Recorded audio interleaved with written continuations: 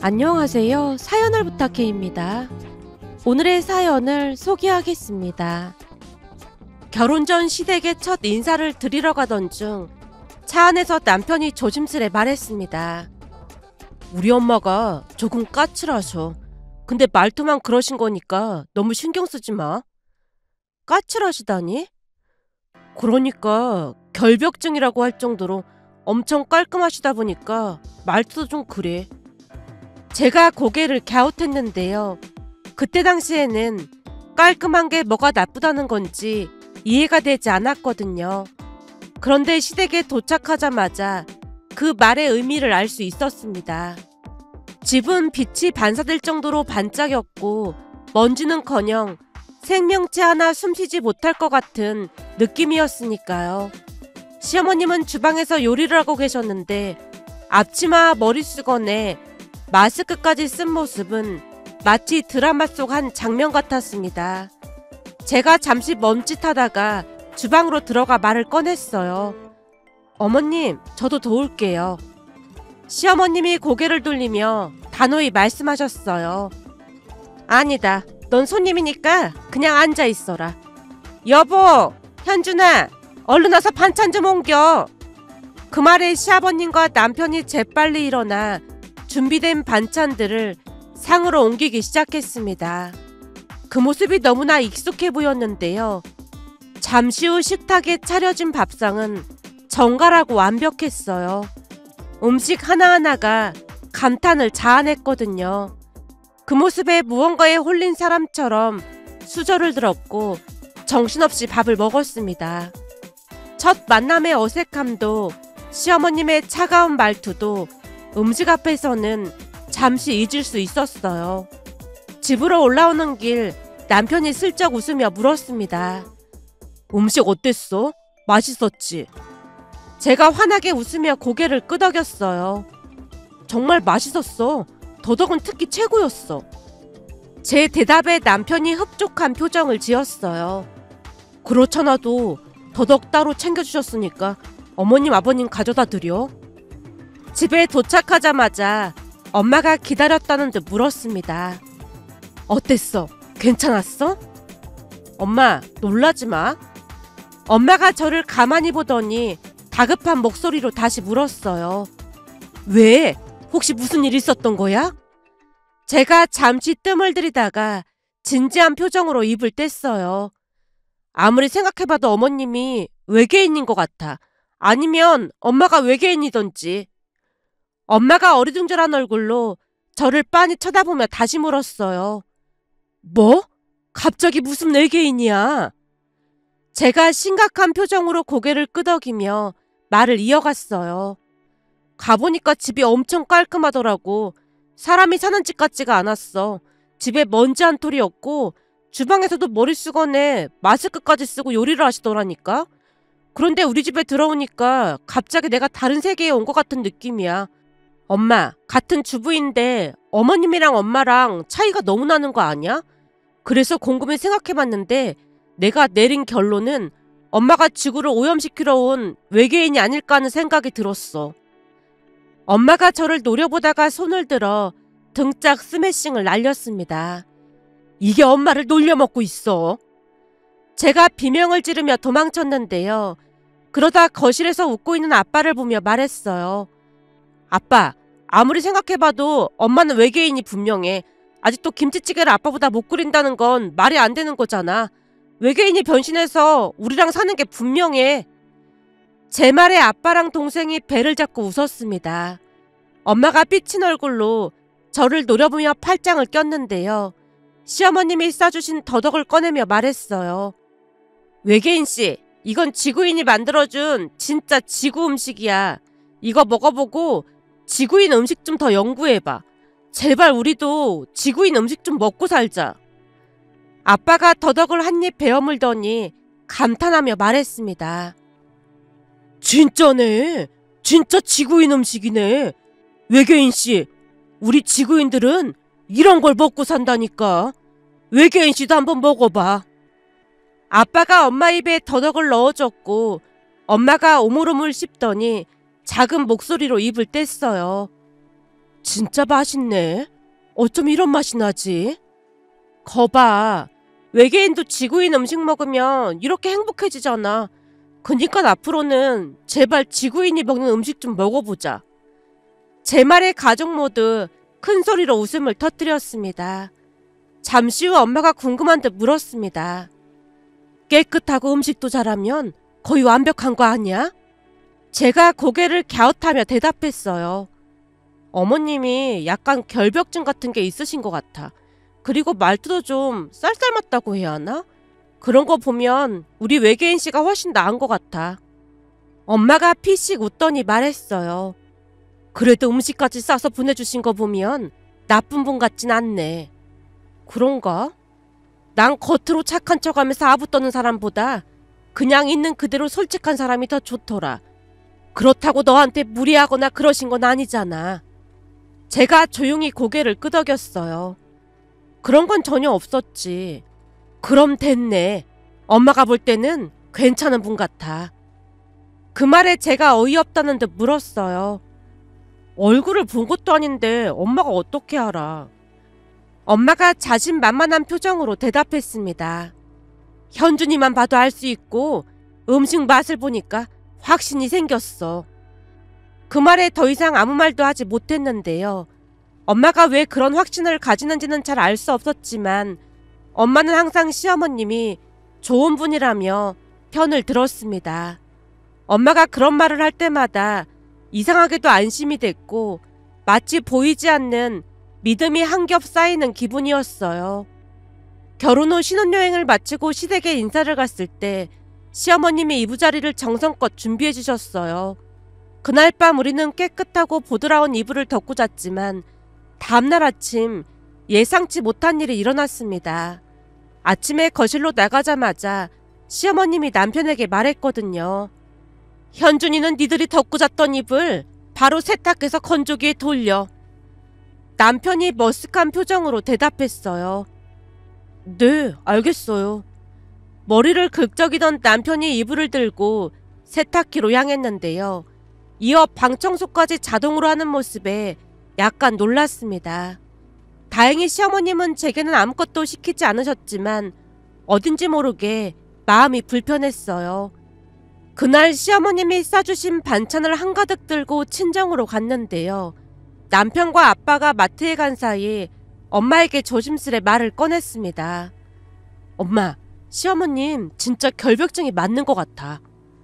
엄마가 대수롭지 않다는 듯 대답했어요. 그건 이미 알고 있었던 거잖아. 제가 한숨을 쉬며 말을 이어갔습니다. 그래도 너무 심한 것 같아. 아침에 일어나자마자 남편한테 세탁기에 이불을 돌리라고 하셨다니까. 순간 기분이 좀 나쁘더라고. 엄마가 고개를 갸웃하며 물었어요. 너한테 시킨 것도 아니고 이서방한테 시킨 거라며. 근데 왜 불편해? 순간 제가 어깨를 으쓱이며 대답했습니다. 그래도 자고 일어나자마자 그러시니까 내 입장에서는 눈치가 보이잖아. 제 말에 엄마가 웃으며 대꾸했어요. 눈치 볼 거 없어. 사부인 성격이 원래 그런 거 같으니까 신경 쓰지 마. 그리고 불편하면 다음에는 니들이 쓸 이불을 아예 가져가서 그것만 쓰겠다고 하던지. 그게 효과가 있을까? 엄마가 확신에 찬 목소리로 말했습니다. 니들이 가져온 거라면 사부인도 상관 안 하실 거야. 너무 깊게 생각하지 마. 요즘 애들은 별일도 아닌데 일을 크게 벌이는 습성이 있어. 엄마 말에 고개를 끄덕였는데요. 엄마 말을 듣다 보니 틀린 말이 아니라는 생각이 들었거든요. 얼마 뒤 시댁에 내려가면서 이불을 가지고 갔고 시어머님에게 정중히 말씀드렸습니다. 어머님, 이건 저희가 가져온 이불이에요. 앞으로 우리는 이 이불만 사용할 거니까 신경 안 쓰셔도 될 것 같아요. 혹시 기분 나빠하시지 않을까 걱정했지만 시어머님이 오히려 반색하며 말씀하셨어요. 그래? 그거 아주 좋은 방법이네. 앞으로 니들도 그렇게 하도록 해. 시어머님이 시누이 부부에게도 말을 하는 모습을 보며 엄마 말처럼 그냥 습관 같은 거구나 라는 생각이 들었습니다. 그 뒤로 우리는 각자 가져온 이불을 사용했는데요. 시어머님도 만족하셨고 우리 역시 마음이 한결 편안해졌어요. 그러던 어느 날은 남편이 눈치를 살피며 물었습니다. 자기야, 다음 주 주말에 김장하러 내려갈 건데 자기는 어떻게 할래?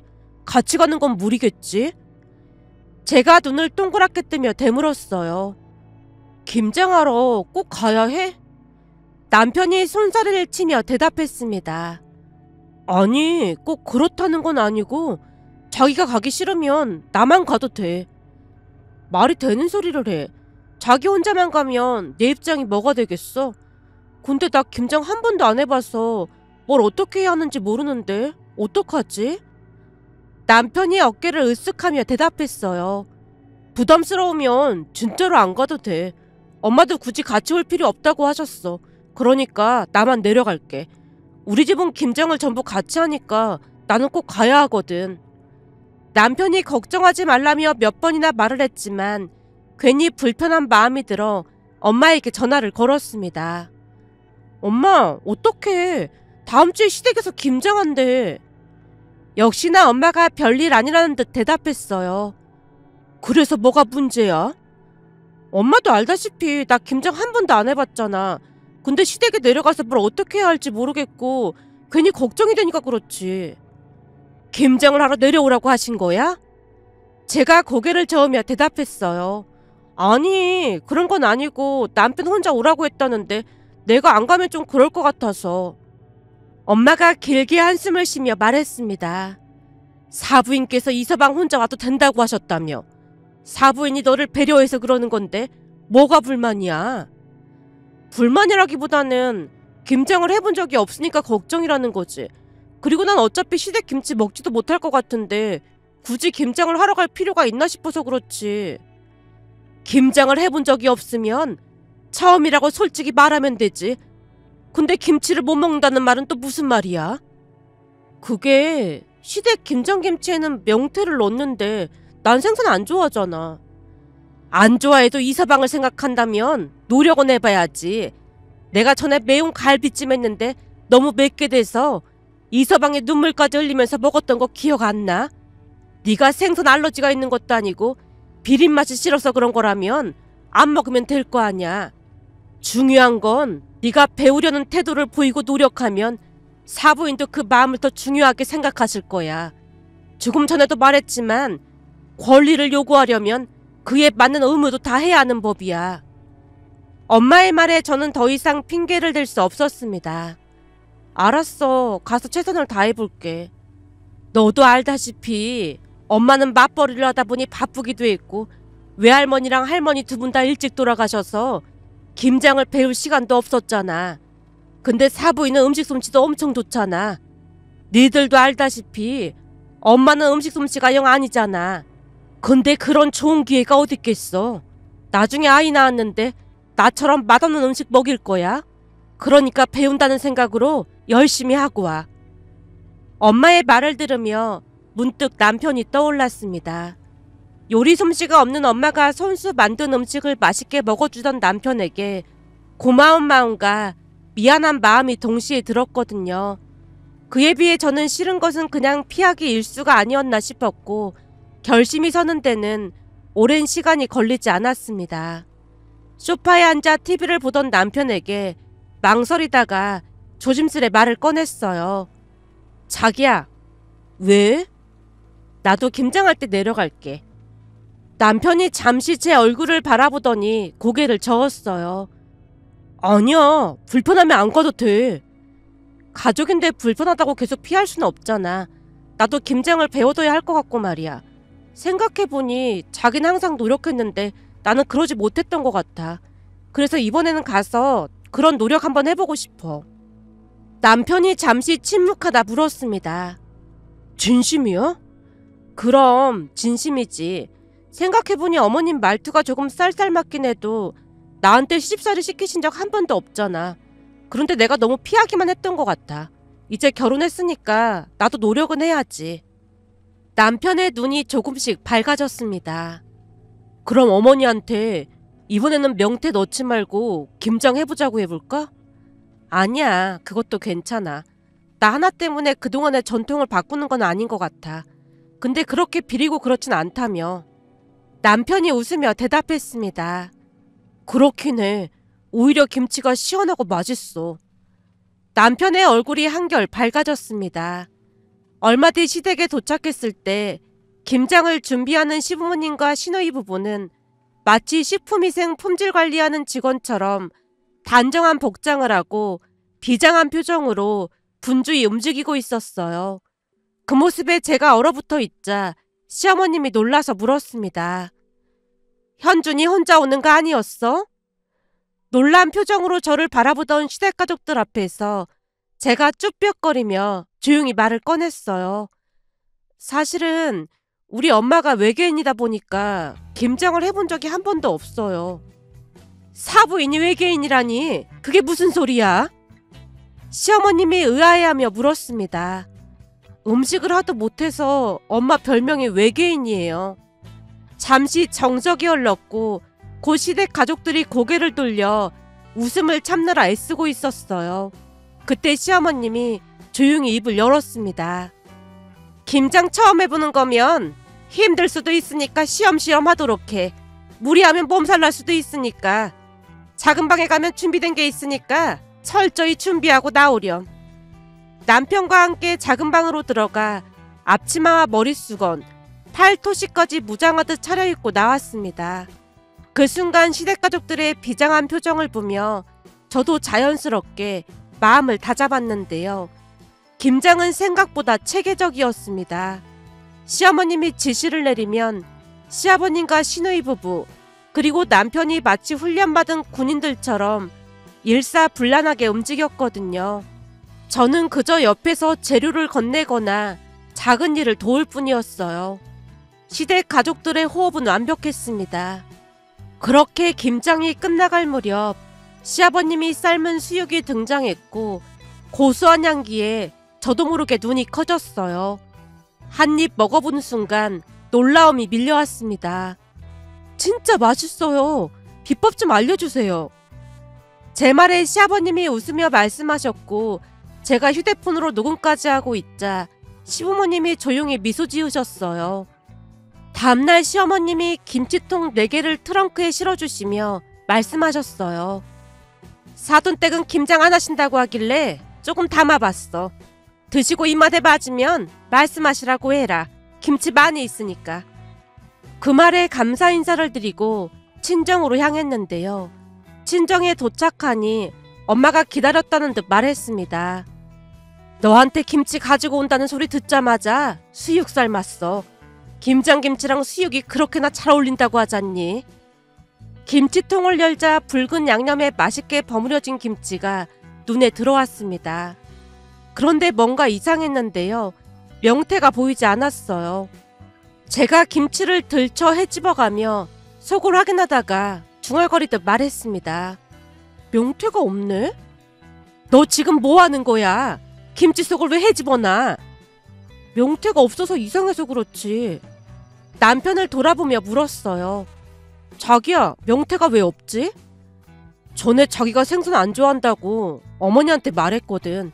그래서 어머니가 우리 줄 김치에는 명태를 안 넣으셨다고 하더라고. 진짜?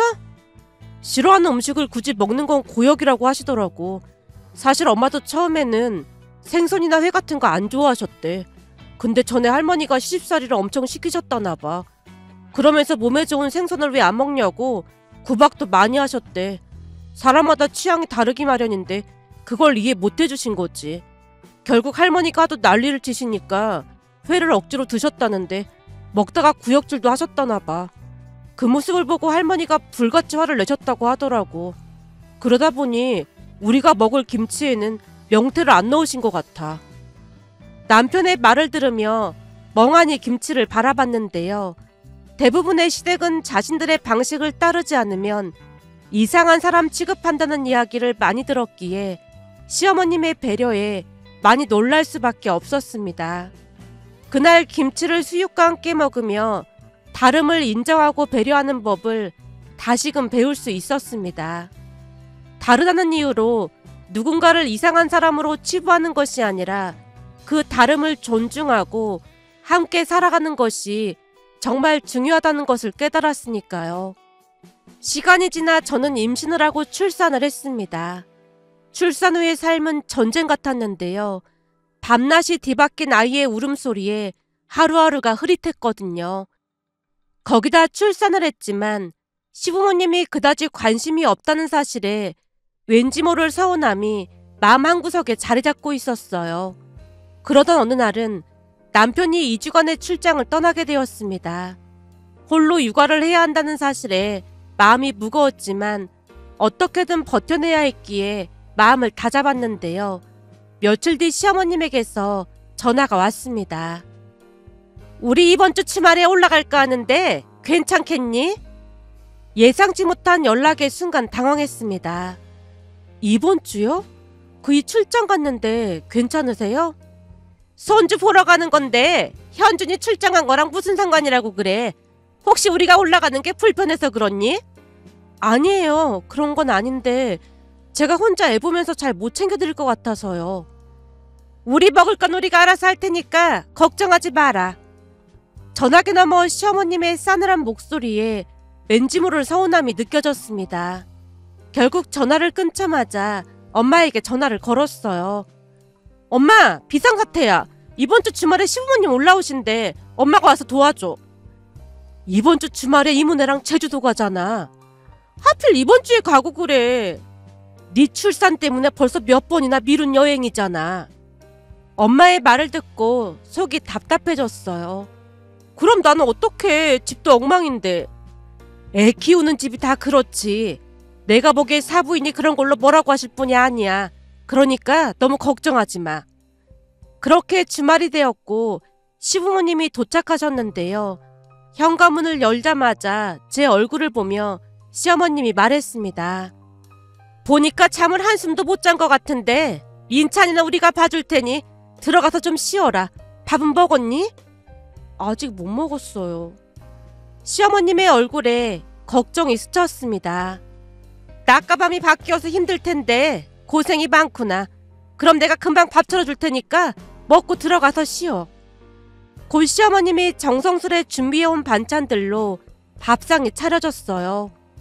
몸에 좋은 음식들이 가득한 밥상을 보고 놀라움을 감출 수 없었는데요. 눈치를 볼 겨를도 없이 밥 2공기를 뚝딱 해치우고는 방으로 들어가 그대로 잠에 빠져들었습니다. 눈을 떠보니 5시간이나 지나 있는 게 아니겠어요. 그동안의 피로가 겹쳐 정신없이 잠들었음을 깨달았고 급히 거실로 나갔는데 입이 다물어지지 않았어요. 집안이 말끔히 정리되어 있었거든요. 이러다니? 온 김에 내가 집 정리 좀 했어. 너도 알다시피 내 성격이 워낙 까탈스러워서 가만히 있질 못하겠지 뭐니. 힘드실 텐데 그냥 두시지 그러셨어요. 맨날 하는 일인데 힘들 게 뭐가 있다고 그래. 나도 출산하고 나서 시어머님이 산후조리 해주신다고 며칠씩이나 계셨는데 며느리가 누워서 대접받으려고 한다고 어찌나 눈치를 주시던지 난 몸조리도 똑바로 못했거든. 그때 어찌나 서럽던지 참 많이도 울었다. 그래서 남 나중에 며느리가 생기면 절대로 그러지 말아야지 다짐하고 또 다짐했다. 현준이 출장 가 있는 동안 우리가 도와줄 테니까 넌 조금이라도 쉬도록 해라. 시어머님의 말에 목이 메어왔습니다. 말투는 차가워 보였지만 그 안에는 따뜻한 진심이 담겨 있었거든요. 그날 저는 저만큼이나 시부모님도 많이 노력하고 계신다는 사실을, 그리고 남남이던 사람들이 가족이 되기 위해서는 서로를 이해하고 배려하는 과정이 필요하다는 것을 다시 한번 깨달았습니다. 며칠 전 시댁에 내려간다고 연락을 드리자 시어머님이 웃으며 말을 꺼냈어요. 그럼 니들이 갖다 놓은 이불 세탁해서 건조해 놓을게. 아니에요. 저희가 하면 되는걸요. 내가 알아서 할 테니까 신경 쓰지 마라. 역시나 시어머님이 싸늘한 목소리로 대답하고 전화를 끊었습니다. 예전 같았으면 시어머님의 말투에 서운했겠지만 이제는 그 말투 뒤에 담긴 진심과 배려가 더 먼저 다가온다고 해야 할까요? 서운함보다는 따뜻한 온기가 더 느껴지니 이제는 진짜 가족이 되어가고 있다는 생각이 들어 저도 모르게 입가에 미소가 지어졌습니다. 비록 소소하지만 이런 가족도 있다고 자랑하고 싶어 이렇게 글 남겨봅니다. 오늘의 사연은 여기까지였습니다. 즐겁게 보셨다면 구독, 좋아요 부탁드립니다. 고맙습니다.